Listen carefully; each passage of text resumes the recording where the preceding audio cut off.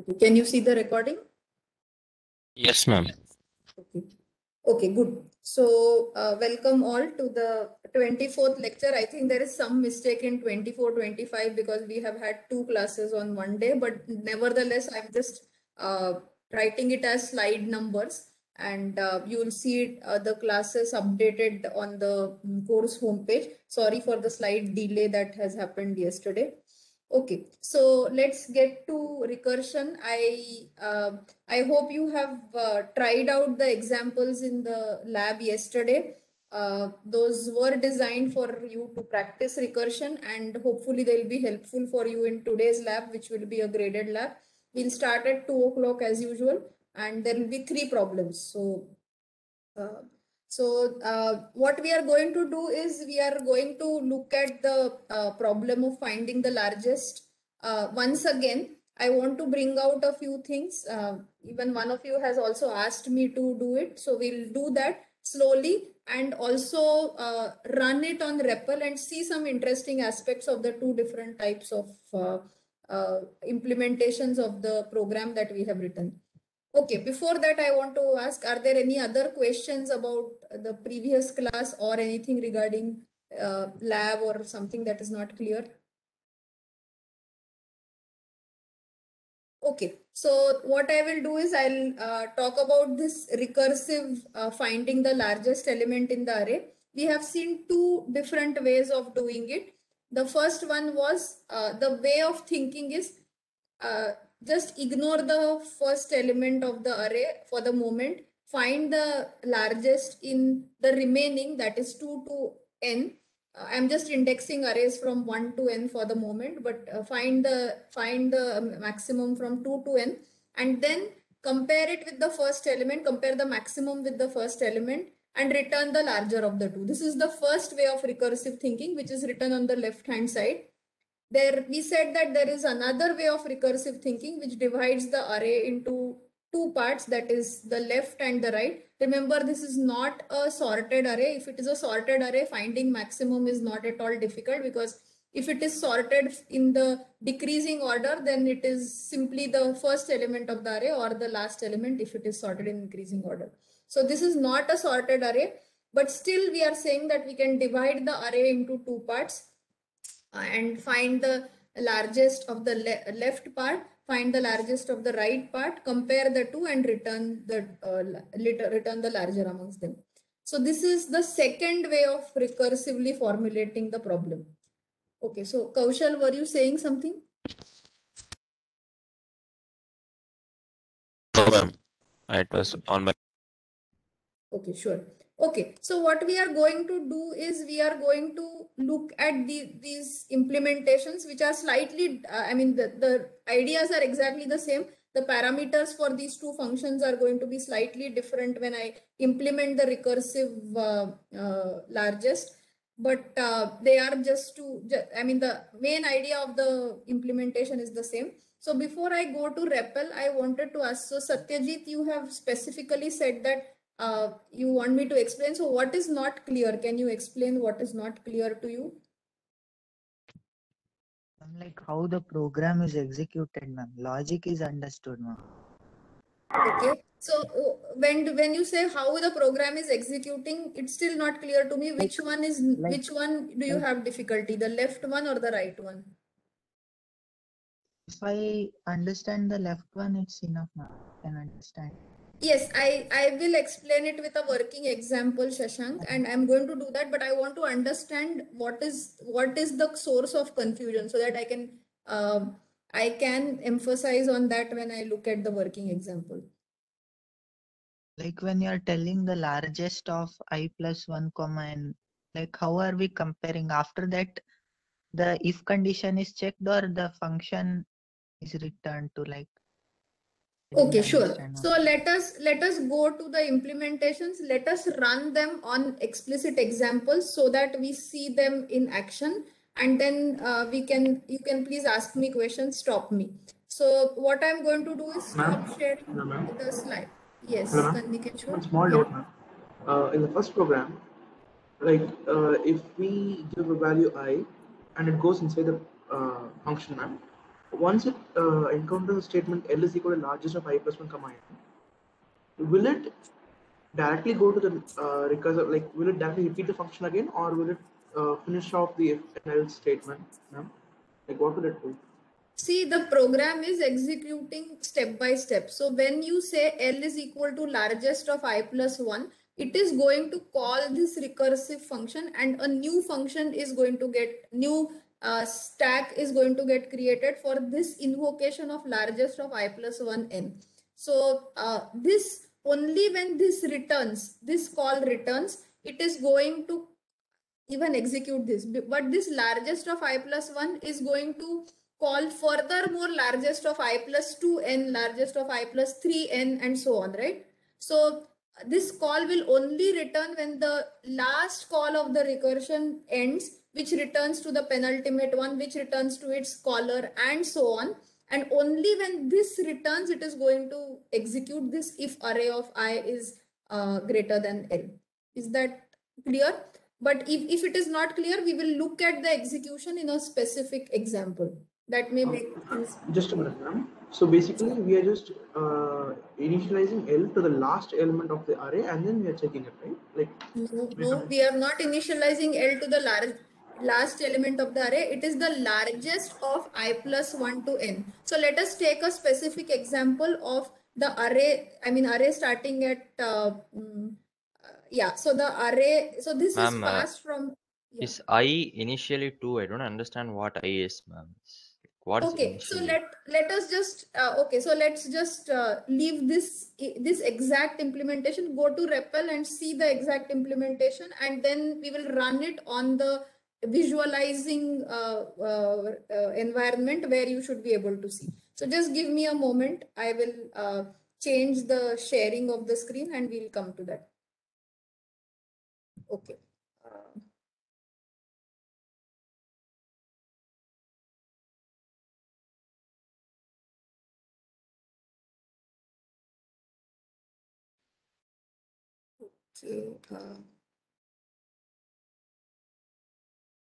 Yes. So Kaushal, can you see the browser now?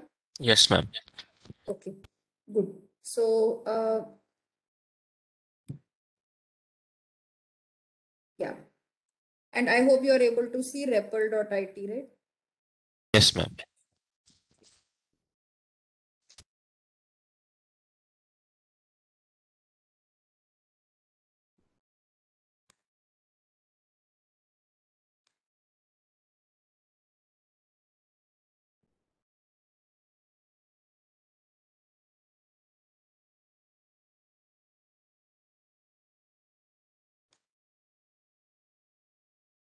Okay, so let me just show you these two. Okay, so let's just take an array of size 8. Okay, so let us look at these two implementations. So I have called them two different ways, two different implementations. This is called as deep max. This function, is it readable, Kaushal, or is the font too small? It is readable, ma'am. Okay. Okay. So students, if you have any difficulties, please tell me. So this deep max is taking three parameters, the array. In the slides example, it is assumed that array is a global variable. So please that can be changed, but this is taking an integer array. It is taking the start and the end as the two parameters, which are the indices into the array, and start is assumed to be less than or equal to n. So if start is equal to end, it is going to return array of start, which is the max element. Remember, we are not returning the index of the max element, but the max element itself. Else, we say that L, this is not 1, else L is equal to this. I'm again calling this function deep max. I will tell you why I have named it as deep max. Array start plus 1, end does not change. End remains the same. And that is what is n in that. N does not change. It will remain as the same thing. So this L is going to give us the maximum of the array starting at 2 to n, 2 to n minus, sorry, 1 to n minus 1 if you call it with 0 and n minus 1 to begin with. then it will call it with, give the max of 1 to n minus 1. But this, how is this max of 1 to n minus 1 obtained? It itself is obtained using a deep max, which will call it for 2 to n minus 1. That itself is obtained for 3 to n minus 1 and so on. So this is how it is going to call. We are going to see the execution of this. And then if array of start, which could have been the maximum element, is greater than L, then we are going to return array of start, else we are going to return L. So is this code clear to everybody who, I mean, the people who are asking questions, or anybody? I mean, is there any doubt about this recursive way of implementing the maximum? Ma'am, so the first value assigned to L is A of end. The first value assigned to L is A of End, because it'll keep going to deep max, and finally when start becomes equal to end. Yes, correct. That Okay, is ma'am. exactly, that is correct. That is the first time this returns, L will be assigned a value which is A of n. That will be considered as the max. Then you will look at, so let's take a concrete example of an array of size 8. So you will be calling it for, so I'm going to just write down on the right hand side. The first call is going to be for 0 up all the way up to 7. So the first time you are going to return L is equal to A of 7. That is what is going to be done. So the deepest recursion is going to, okay, so the call that is returning it is not 0 to 7. It is in fact 7 to 7, which is going to return the L is equal to A of 7. This will return to something which is 6 to 7. And at that time, it is going to check A of 6 and L, which is A of 7. And then it is going to return max of, I mean, this max is not deep max, it is simple max function, which is obtained by this 7 and 8. Line 7 and 8, one of them. So it will return either A of 6 or A of 7. And this will be the value of L. So this is going to be equal to L. Sorry, I'm writing it in a slightly weird way, but it is L. After this, it is going to return it to 5 to 7 call, where L will be one of A of 6 or A of 7. And then it is going to compare it with A of 5 and L. So it is going to return max of A of 5 and L, which is one of A of 6 and A of 7. And this continues. So is this clear to others also?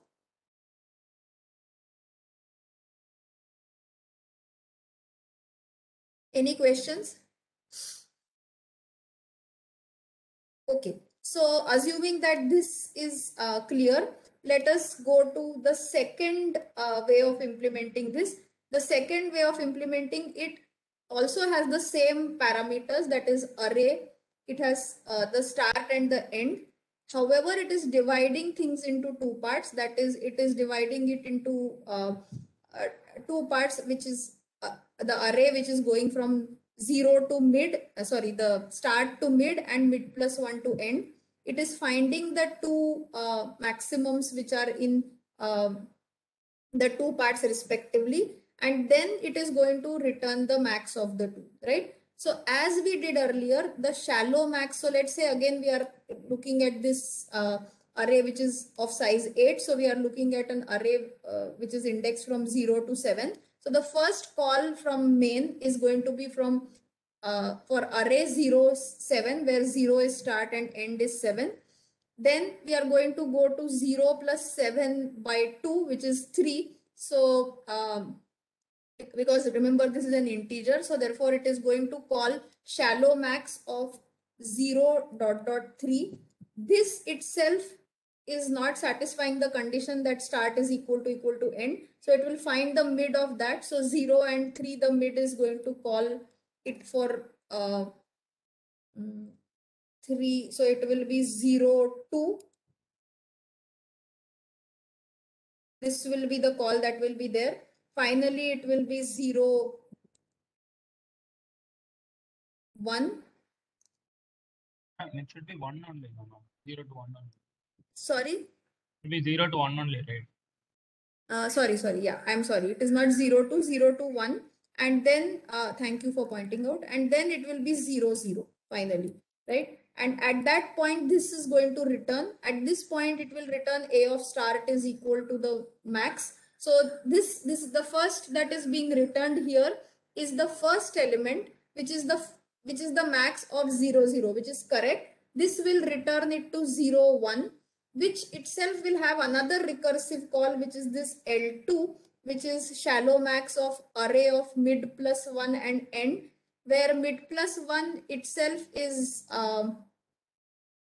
yeah, so that okay, so let me just think. So it is it has gone to 0, 0, it has returned it, and it will it has gone to the caller, which was 0, 1. So it will call it with 1, 1 now, and that will return the maximum again, which is array of start, which will be 1.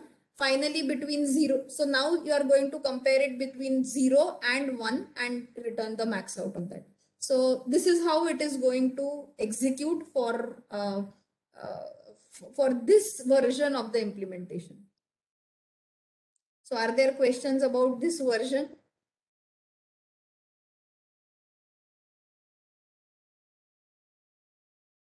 Okay, so now coming to this, what I have done just to show you is that I have written these two shallow max and deep max, and remember the deep max is the one which takes one element, finds the finds the maximum in the n-1 and continues.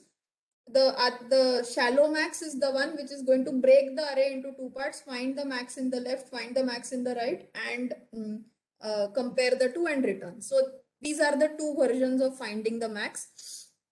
I have just implemented them and called them from min. So just to make sure that these are correct, what we will do is we'll compile them, and the array has been initialized to just array of I is equal to I. I could have done random and so on, but then we need to find out. This in fact happens to be a sorted array, so there is no need to find max in this, but I mean, there's no need to write such a complicated procedure to find max, but this is only for illustration. So I'm going to do this. Sorry, so there is no such file or directory. I think I have not gone inside the interface.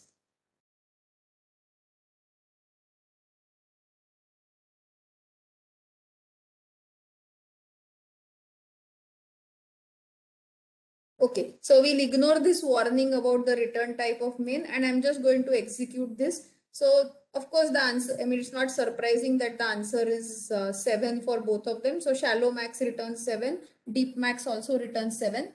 So do you want me to print out anything about the indices? You can print out the start index, end index. If somebody is interested in understanding anything more, I can print out things and show.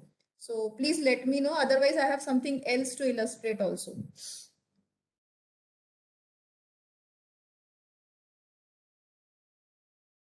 Okay, so what I'm going to do is I'm going to copy this code into the visualizer.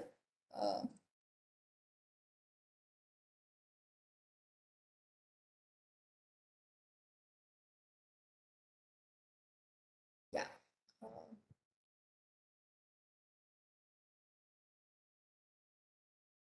Okay, so this visualizer is something that we have seen earlier. We know that this allows us to visualize this code.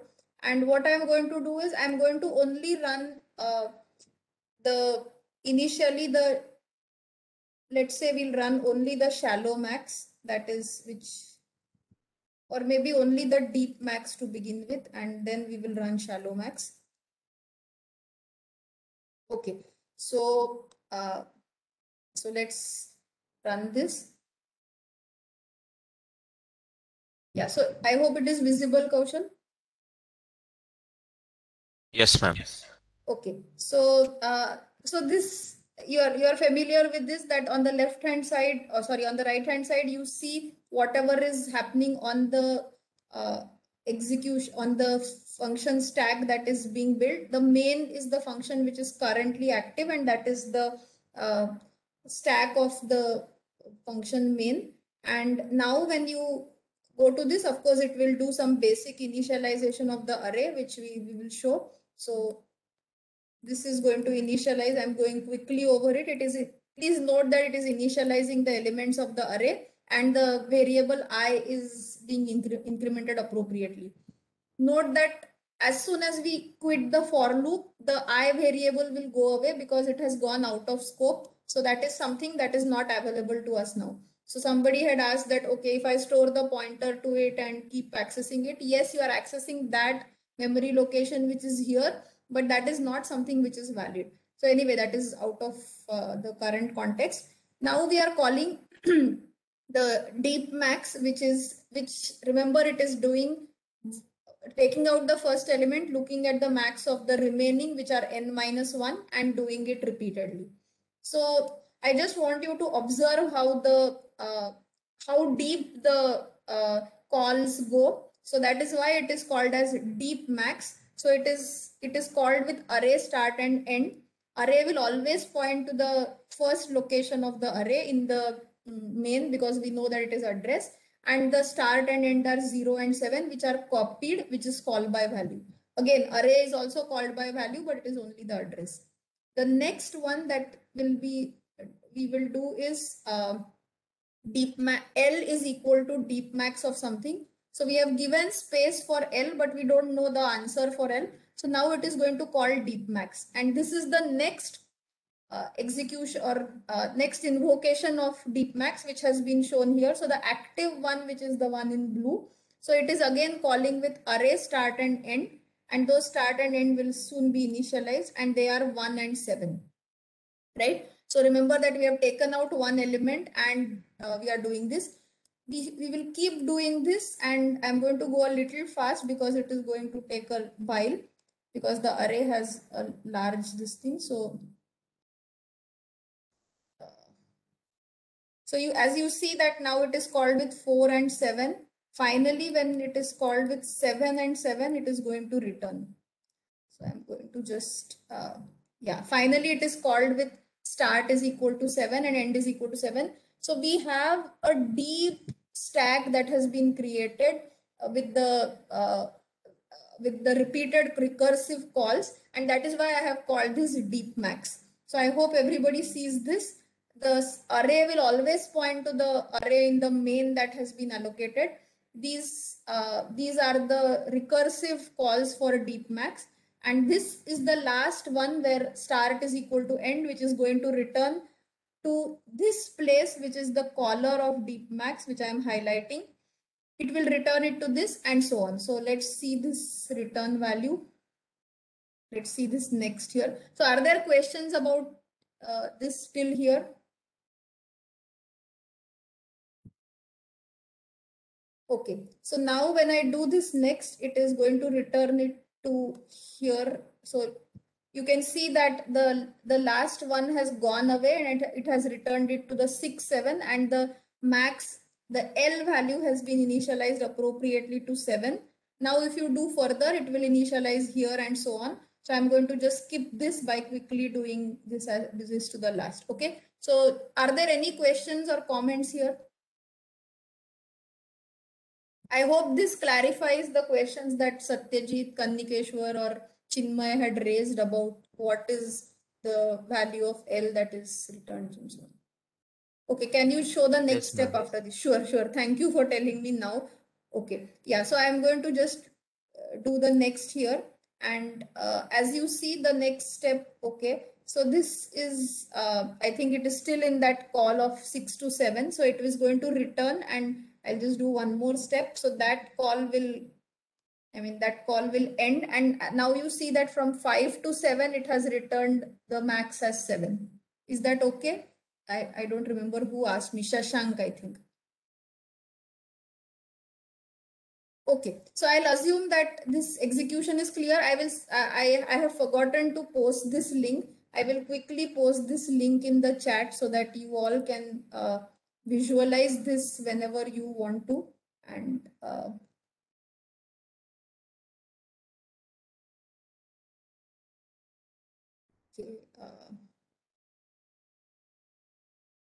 okay, so I'm not seeing the chat messages, so I don't know what people are writing in the chat.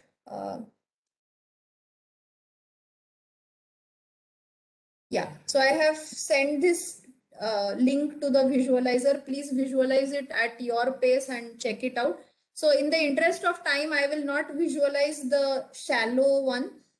You can see that the shallow one won't go ever as deep as 7 because it will be shallow. It will break it down into smaller parts, and therefore the maximum depth will be 4 at any point of time for an array of size 7, array of size 8. So actually not even 4, it should be 3, but with the main it will be one more. So please visualize that at your pace. I'm not going to show that part, but what I'm going to show you is one thing that let's now see this execution on a slightly larger instance. So we have this, of course, I'm not going to visualize it on a large instance, but let's see the execution on an instance of size, let's say. Yeah, so let's see what happens if you, okay. So one thing that I have not explicitly mentioned, we have never said this, is this hash defined size is something. So we'll come to that at some later point, but this just says that I can take this wherever size occurs, it will be replaced by whatever value I have written here. This need not be a value, it can be anything that you can write here, and it will be replaced. It is in fact a pre-processing step even before the compiler starts executing. This is called a preprocessor directive, which is this hash define. We'll come to that, but that is slightly out of context right now. Okay, so again we get this warning, and if you run this, you will, I hope you are able to see that shallow max does give you the answer correctly, which is the largest element in the array. However, deep max gets a segmentation fault because the depth of the recursion has gone so high that you have run out of stack space, and therefore this is something that shows you that the recursive version where you have divided into 2 parts is better than the recursive version where you have divided into n-1 and 1. Although the number of comparisons in both of them remain the same, the recursive depth of the stack is much larger in the first version, which we called as the deep max, whereas it is much smaller in the second version, which is shallow max. Okay, so this is what I wanted to illustrate using this. Yeah, are there any questions? So Shwetika, I can see that you are talking, but I can't hear you. No, I am unable to hear you.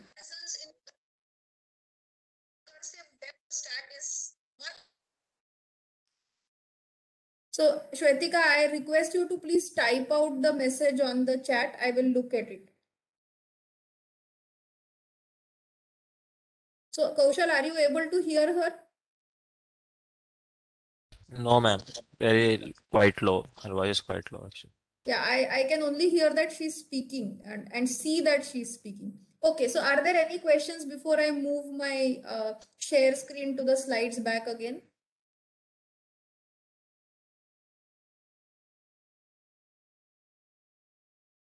So Shwetika has a question. I don't know whether she's typing it out.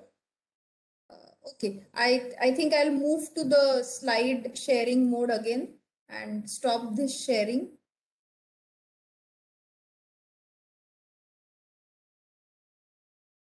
Okay.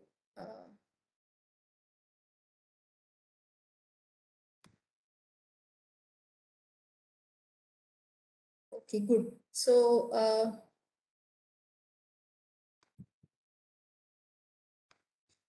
okay, so the exact versions that we have implemented are slightly different because they take in the array as a parameter, but nevertheless that should not bother you. As long as you keep the array as global in these implementations, they are exactly the same.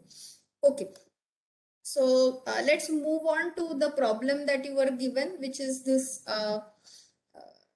which was in the yesterday's lab, printing an array from left to right.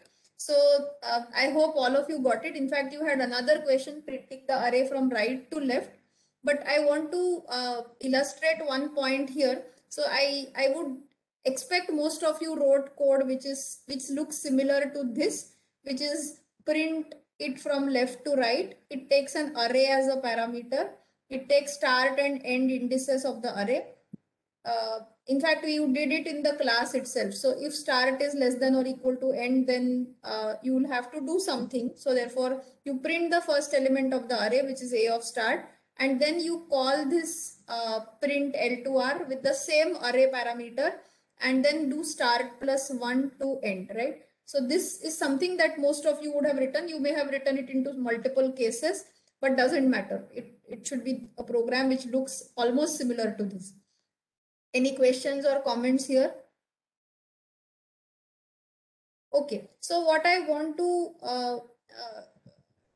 you to think about is this implementation 2, which has a different set of parameters. It takes the array, it takes this array, which is the same array that we are interested in, and the second is not the start and end, but the number of elements that you want to print in the array, right? So n is not the index, it is the number of elements into the array. So this, if you have an 10 sized array, you will send the starting location of the array and 10, which is telling us that we have to print 10 elements in the array.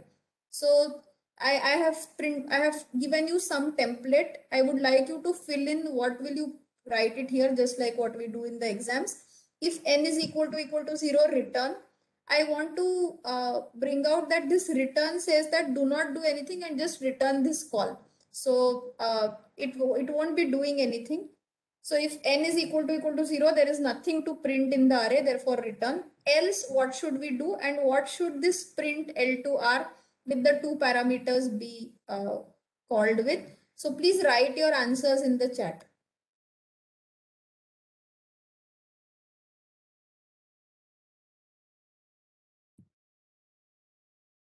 Okay, so I see suddenly people leaving the meeting. I don't know, is there any reason? Ma'am, is there an else before printf? Okay, so what I'm wanting to tell you is that the else is not required. I mean, you can write an else, but it is not required, because if n is equal to 0, it is simply going to return from this function. So there is, I mean, it will come to this only if n is greater than 0. And remember, we should take care of calling it when n is greater than 0 always. Is it clear, Kannikeshwar? Yes, ma'am. Okay, sure. So yeah, can people say what has to be?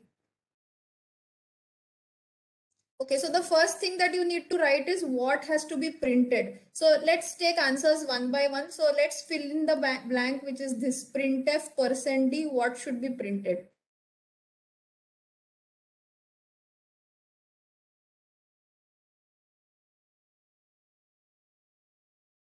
Okay, I see some answers which are correct. Good. But very few, I mean, only 2 or 3 have even answered.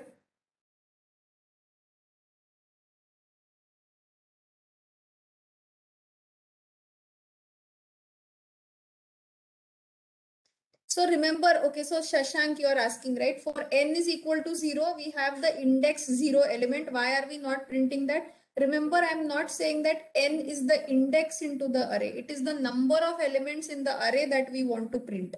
So we are not saying that we want to print the index element 0 or n. It is we are wanting to print 0 element.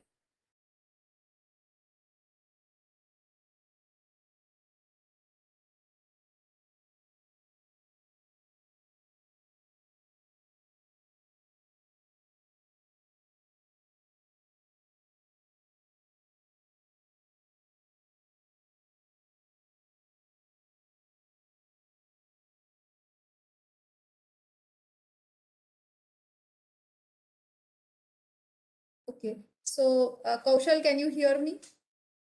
I see some network issues. Yes, ma'am. Okay, fine. I can hear you. Okay, sure. Okay, so this printf, remember that if we have come here, it is the duty of the caller to ensure that it is always sent with n greater than or equal to 0. If it is equal to 0, we would have not come to this printf statement. So if we have come to the printf statement, we simply want to print the element at the 0th index. So we are going to print the element at the 0th index, which is ARR of 0. And if so after we have printed the element at ARR of 0, we want to print the remaining array. Remember that we are sending the array location, which is as good as sending the pointer to the first element. So now we want to start printing the array from the second element, which is indexed at 1 in C. But we will say this ARR plus 1, just like what we did in case of string length. And then with the array starting at ARR plus 1, you want to print only n minus 1 elements. Therefore, the next parameter that is there is n minus 1. And this keeps decreasing. That is why at some point you are going to reach a place where you are going to print 0. And at that place, you should not do anything and not print out and just return from that call. So is this code clear? I mean, I think most of you would have written code which resembles the first implementation, which is fine. These two implementations are exactly the same. And you will see that writing recursive code for print is not the best way to do, because it unnecessarily creates these multiple recursive calls, and iterative print is the best thing to do. However, this is only to illustrate or exercise our thinking of recursive programming and recursively writing code with simple examples that we know how to do already iteratively. So any questions or comments here? Okay, and I wanted to show this code running on the visualizer to show you that the repeated calls that are there to L2R change the pointer into the original array. I will leave that visualization to be done for you offline. So I won't show that here in the interest of time. Okay, so Satyajit is saying that for me, the first program was giving a warning. So I don't know what warning, Satyajit. You have to send me the program.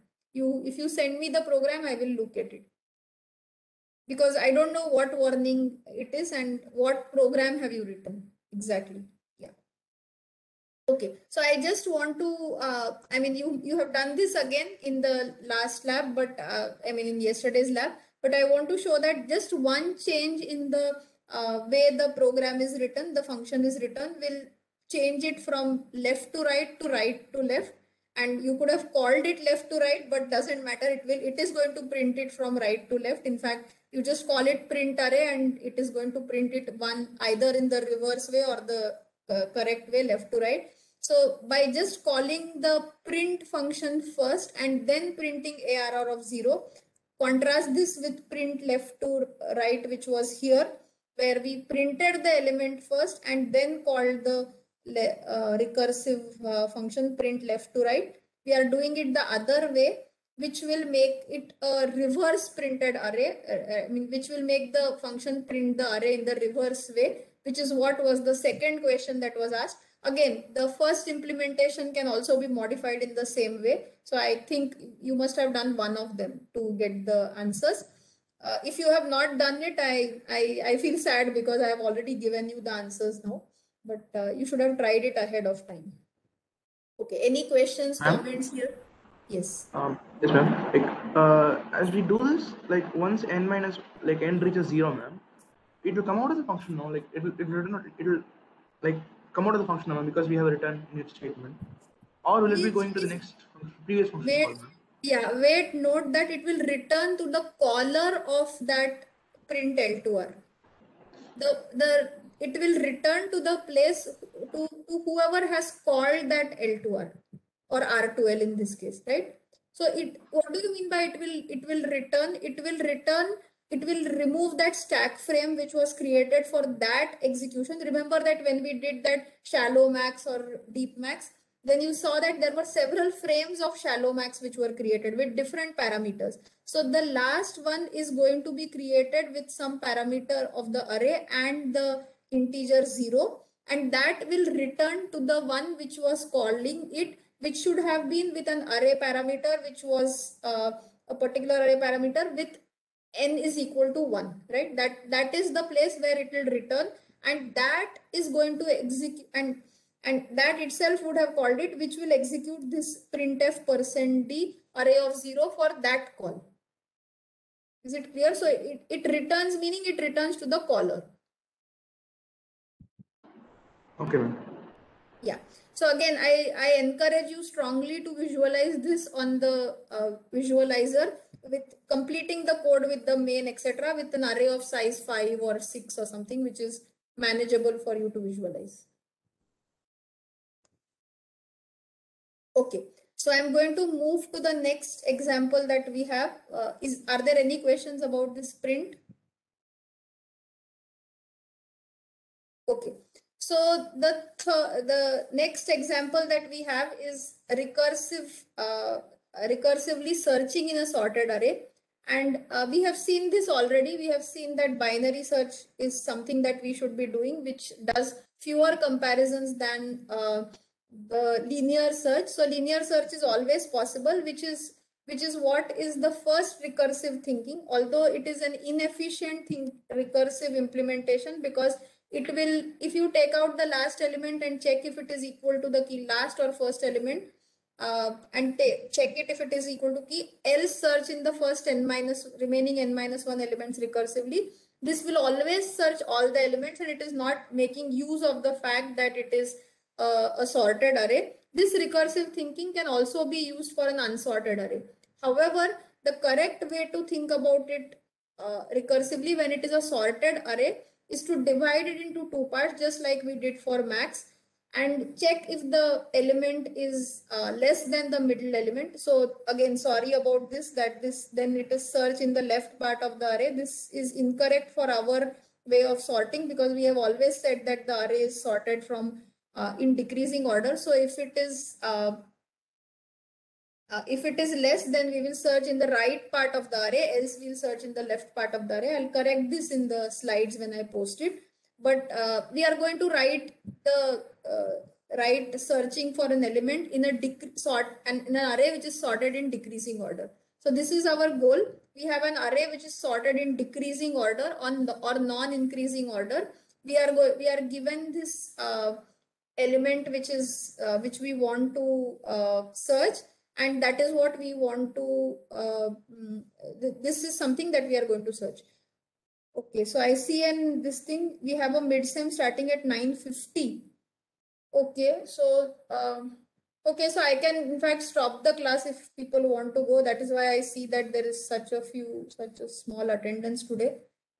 Okay, so people want to leave, then I can just stop the class and post the slides for binary search, and you can look at it. Okay, I'm just going to stop the class now. I'll post these slides. You can look at the binary search. We'll meet at 2 o'clock for the lab. Okay, thank you for telling me, one of you, Arjun or somebody who told me. Okay. I wish you had told me earlier. I would have moved the class to some other time. Okay.